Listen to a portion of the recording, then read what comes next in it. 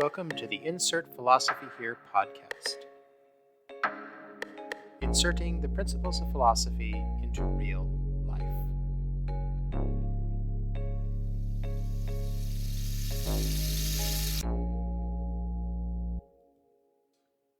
UFOs? Yes, I'm going to try to have an intelligent discussion about UFOs, or UAPs as we're now apparently supposed to call them.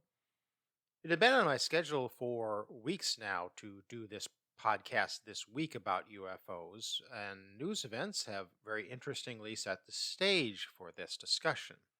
Can we have an intelligent discussion about UFO phenomena? Can we get past conspiracy theories and nut jobs and all kinds of other nonsense that is said about UFOs? And that includes getting rid of skepticism about UFOs. UFOs are real. It is a real phenomenon. But our thinking about UFOs, our thinking about UFO phenomena is not realistic. UFOs are a surprisingly emotional subject. A large percentage of people who come across this podcast will listen to very little of it, having already assumed their preferred conclusions, and not take seriously the argument I am presenting. I hope that does not include you, dear listener. I wrote this text to try to have a discussion about the issues, rather than the current non-discussion of entrenched ideologies and people talking past each other. UFOs are real phenomena that we should be exploring, but we aren't. I want to explore why that might be. I've been interested in UFO phenomena for decades. About the phenomena, in general, I'm a believer. But about any specific case, I'm a bit skeptical until I hear the whole story. I'm convinced there's something real behind UFOs, but need to be convinced that any specific case is real. We need to account for the whole phenomena, and I would extend a holistic approach to the entirety of the phenomena of UFOs and belief in ETs. We need to look at how people are experiencing and thinking about UFO phenomena. How do we think clearly about UFOs? I suggest two steps. The first is being honest about how we experience, perceive, and gain knowledge about UFOs, which is the same about how we experience, perceive, and gain knowledge about anything. The second is letting go of the Cold War narratives that prevent people from properly assessing UFO phenomena. Overcoming anthropocentrism and ethnocentrism is at the core of both steps. Step 1. Being honest about experience and perception. How do we think about UFO sightings if we want to start to figure out what's going on? One thing that has always struck me about UFOs is how anthropocentric the response to them is. The topic may seem on the surface to be about the possibility of extraterrestrials, but it's really all about people's perceptions of themselves. People's assumptions, understandings, and emotions affect how they interpret what they experience.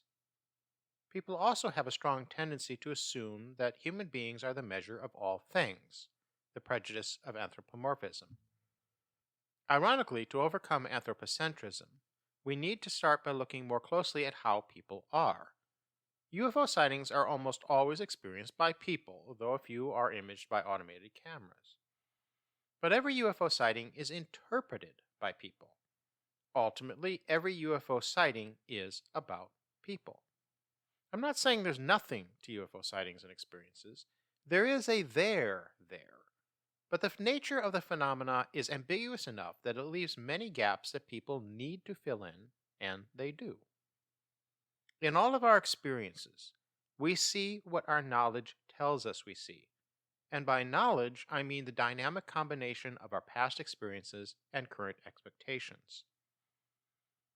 A concept in philosophy I like is semantic resources, that we need to learn concepts and words to understand our experiences and speak about them. I think this concept is especially useful in helping untangle UFOs. I agree with those who have pointed out that people's experiences and thoughts of UFOs change in tandem with current events. Around 120 years ago, people described what they saw in the sky as dirigibles, because that's what they knew. As technology has evolved, so has how people think about and describe what they experience. Movies have also provided resources for people to interpret their experiences.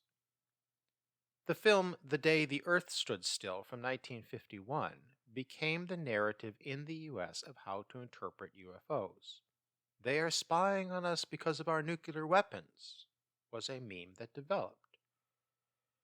It is the height of human hubris to want to believe that advanced extraterrestrial civilizations would feel interested in us, much less threatened by us and our weapons. But that was the American Cold War mentality, a self-delusion that still dominates thinking about UFOs today. That's one expression of our general anthropocentrism. Another is that we assume that aliens would be like us.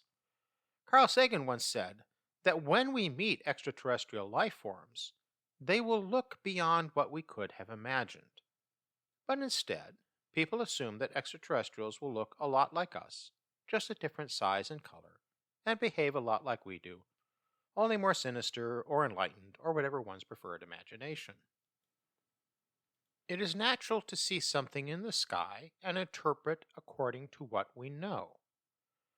Looks like a very advanced aircraft. Must be a spaceship with pilots and passengers, only extraterrestrial ones, is one interpretation.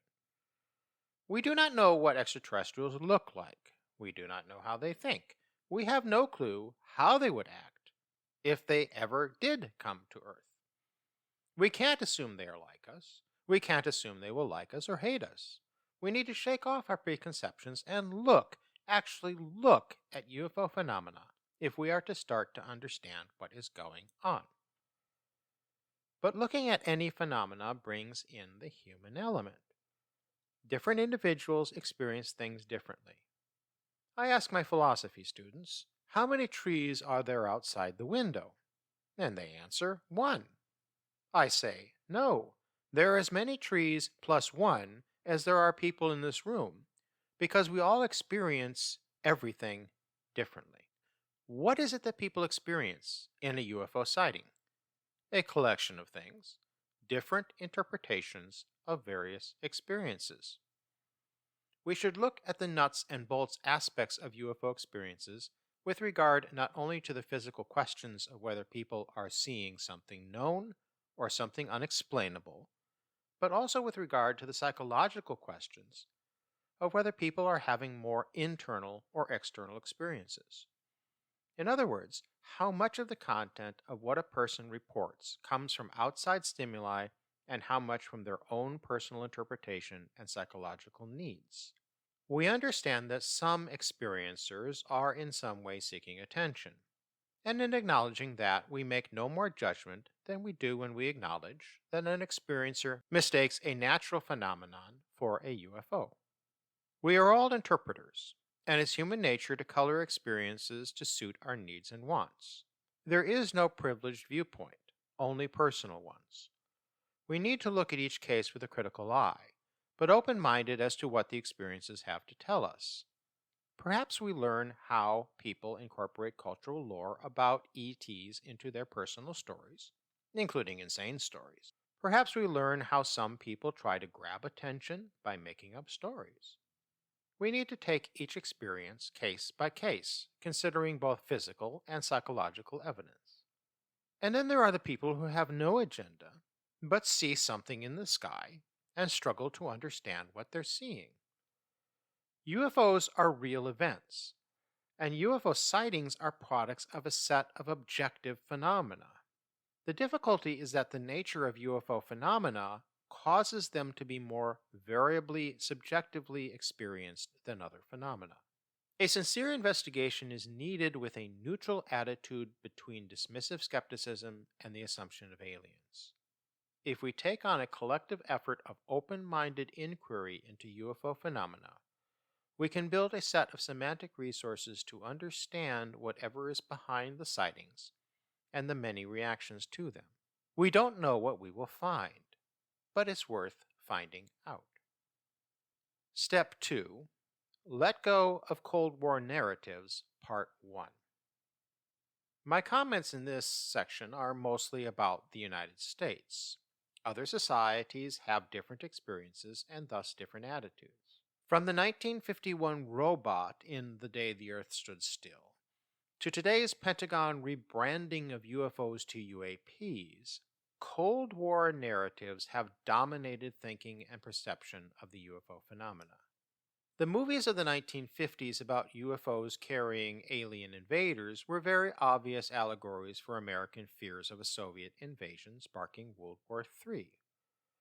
The Day the Earth Stood Still created the opposite theme that ETs are monitoring us and will step in to save us from World War III. These dueling themes, often repeated in books, movies, and TV, have shaped people's perceptions of UFO sightings. Common to both themes and most fiction about extraterrestrial visitors is the overarching presence of the military. The U.S. military ostensibly exists to keep Americans safe from invaders. During the Cold War years, the threats from the Soviets justified a huge military presence in American society, perhaps even a larger presence than during World War II.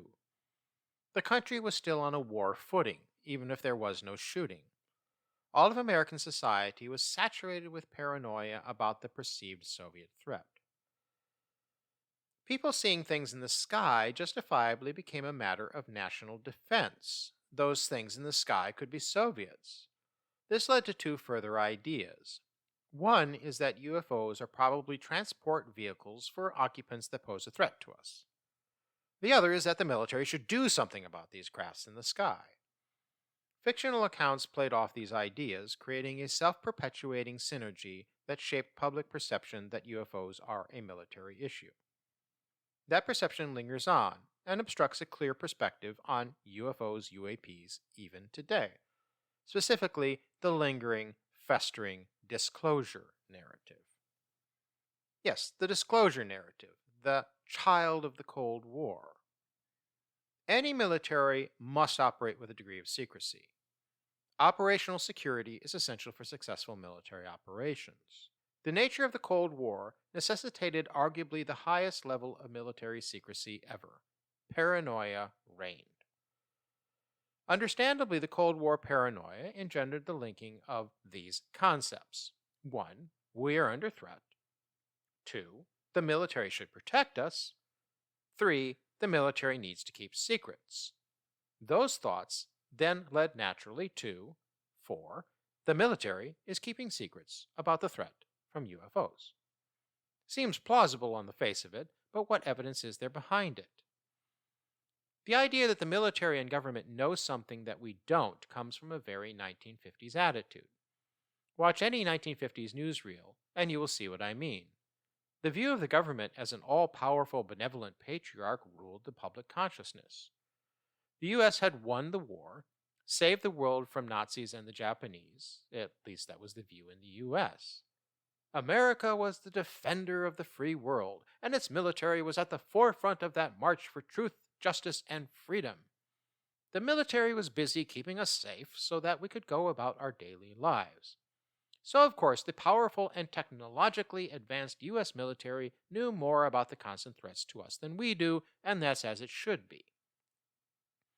If those flying saucers are real, then of course the military knows about it, because they are wiser and more responsible than us. In the 1950s and early 1960s, one didn't question the government. That was un-American. What are you, a communist? By the mid-1970s, that attitude that the government was above questioning had changed for many people. In a post-Vietnam War and post-Watergate nation, the idea gained momentum that the military and government is a malicious force, a power not defending our freedom, but up to nefarious things. At the same time, UFO sightings were increasing, and people started to ask more questions about what the government knew. The attitude about the connection between UFOs and the authorities was slowly shifting. Before, the assumption was that the military and government must know more than we do, and they are wise to keep it under wraps. Increasingly, the question was becoming, what does the military and government know about UFOs, and why aren't they sharing it with us? At some point, the disclosure narrative started to grow. To fill in the vacuum of information about UFOs, a narrative was constructed and pushed by people selling books about UFOs. The military and government do know a lot about UFOs, and they are hiding it from us. a conspiracy theory emerged along with a crusade to force the government to disclose what they know about UFOs. The disclosure narrative conspiracy theory basically suggests that the military and government have known for a long time that UFOs are spacecraft transporting extraterrestrial entities and that they are holding back disclosing what they know. There are, of course, many variants on that basic suggestion, from crash saucers to hybrid breeding programs to secret space fleets to more run of the mill versions of the military has evidence of aliens. The military and government, intentionally or not, fed this growing narrative. Project Blue Book was the archetype of government nonsense and misdirection. Many of the findings of that and other government investigations were absurd and often slighted people who came forward with UFO sightings. If Blue Book's intention was to resolve questions about UFOs, it achieved the opposite, giving the impression that it was trying to cover up UFO sightings. The project was closed in 1969 and the military and government went silent. Why? I say there is a hypothesis much more likely than the disclosure narrative. I don't blame anyone for believing that the military and government are being secretive about what they may know about UFOs. I do blame people who don't engage in critical thinking about why the military is acting that way. A wise person follows the evidence and adjusts their beliefs to fit the available evidence. Let's think this through and see why disclosure is a myth. The disclosure narrative is the hypothesis that the U.S. military and government have kept secret for up to 75 years that spacecraft transporting extraterrestrial entities have visited our planet. To maintain this hypothesis, you also have to maintain that the military and government is exceptional par excellence at keeping to themselves all proof of the alien presence, including silencing thousands, if not tens of thousands of people into not sharing any of that proof. A bigger issue is that believers in the disclosure narrative also have to explain why the government and military would go to such great lengths to keep secret an extraterrestrial presence. I will explore that issue by thinking about how the military thinks. It is fair to say that the U.S. military and pro-military politicians have exploited to their advantage fears of foreign threats.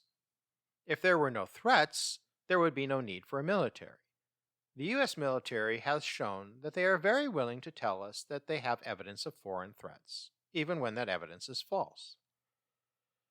If the military knew there was an extraterrestrial threat, they would use it as a reason to bolster its funding and power, like they always do with every foreign threat, real or imaginary. Much more likely than the hypothesis that the military and government have knowledge about UFOs and extraterrestrials that it could disclose is the opposite hypothesis. They don't have knowledge about UFOs, and they know that they don't know what's behind UFO phenomena. We'll use a thought experiment to illustrate this. Imagine you are in a position of authority in the military, or part of the government that oversees the military. Your position makes you partly responsible for national security.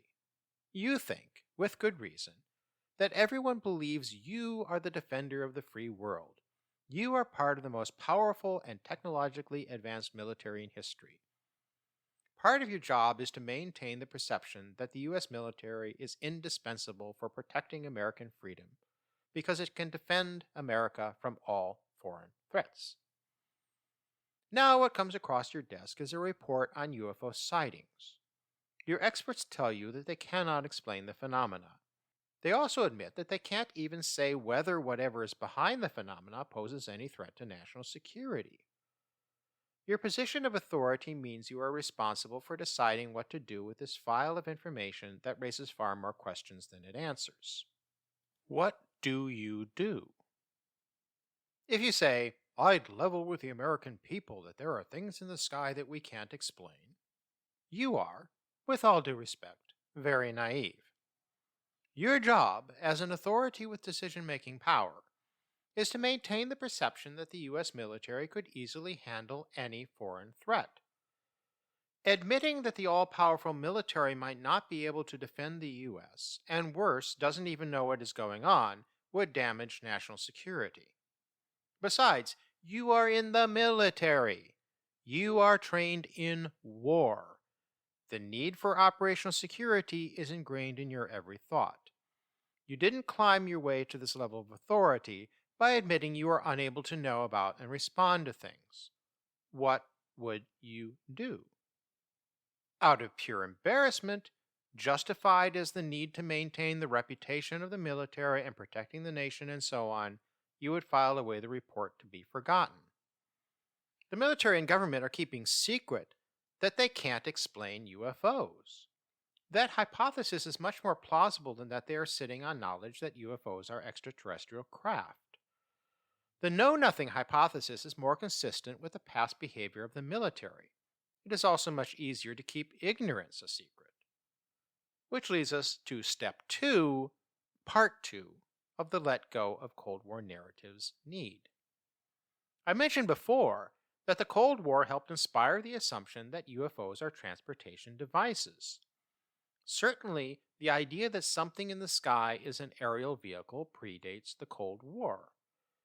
But the paranoia of the Cold War inspired the idea that UFOs are craft spying on us.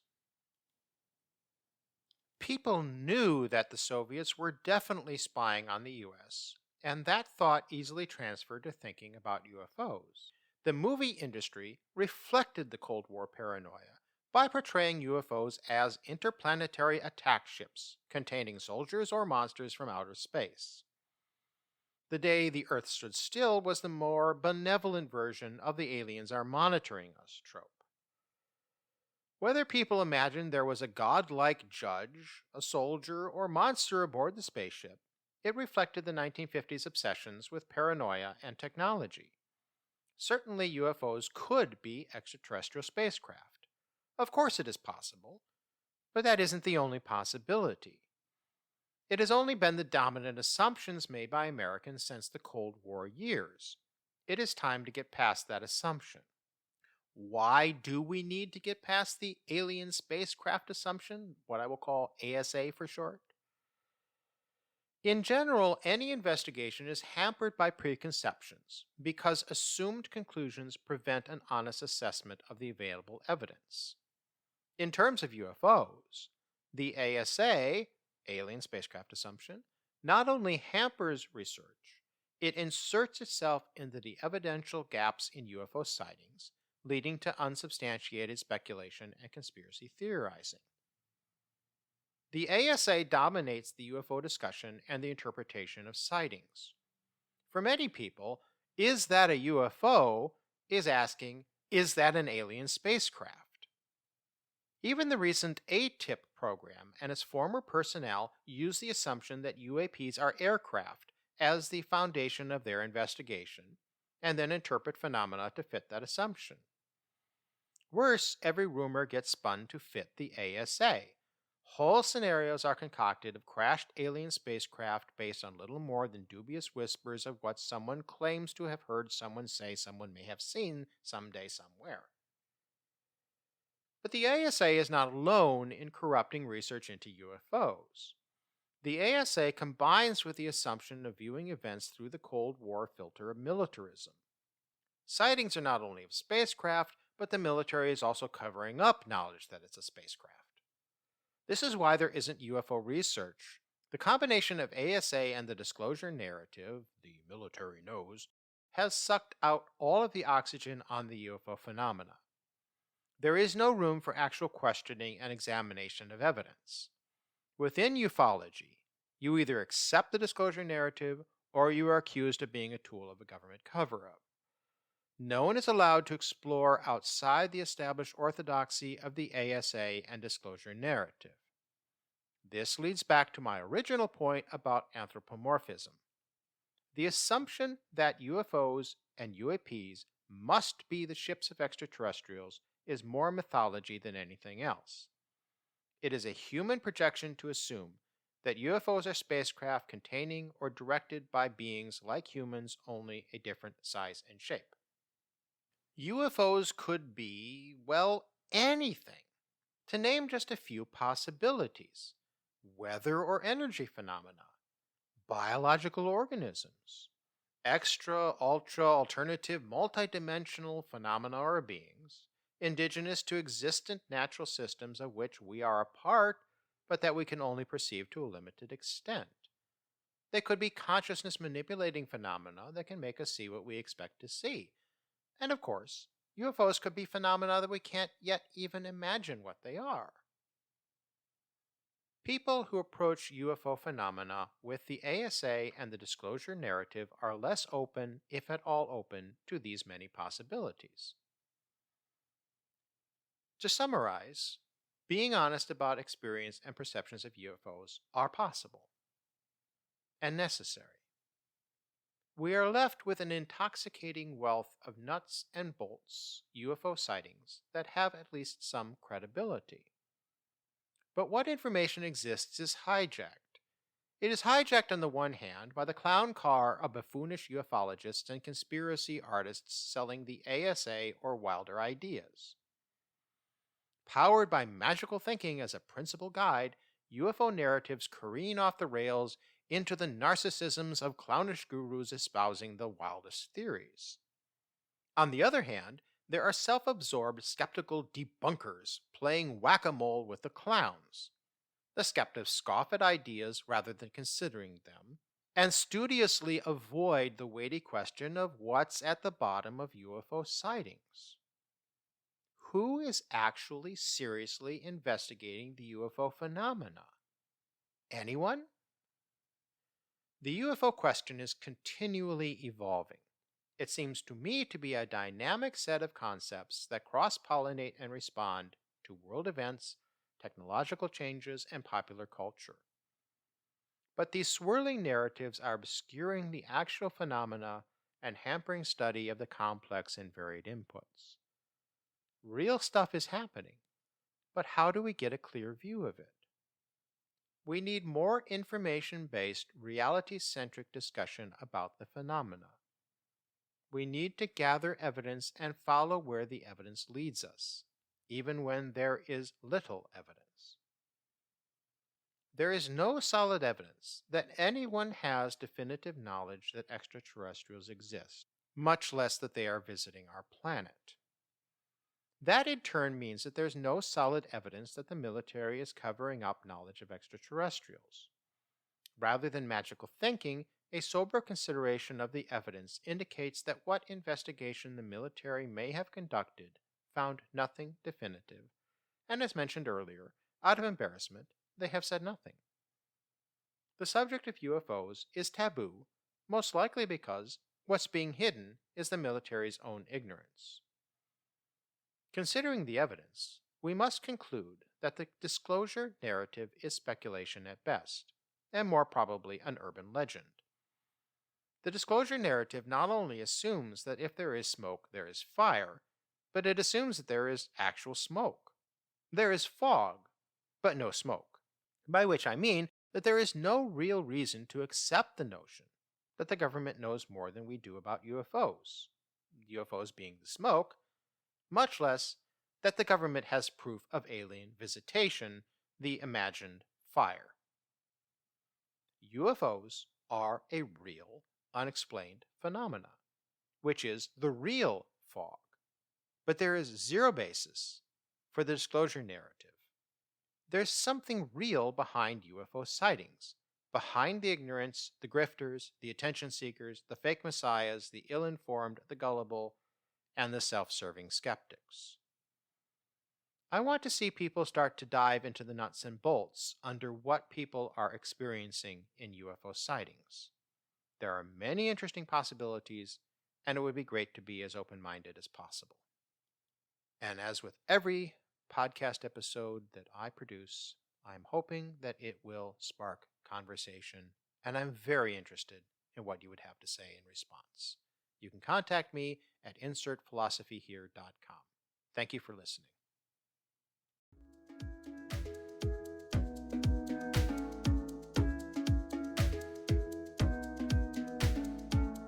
Thank you for listening to the Insert Philosophy Here podcast. Please subscribe and go to insertphilosophyhere.com to see my other offerings. You can support the Insert Philosophy Here project with a donation at ko-fi.com. Thank you for listening, and see you next time.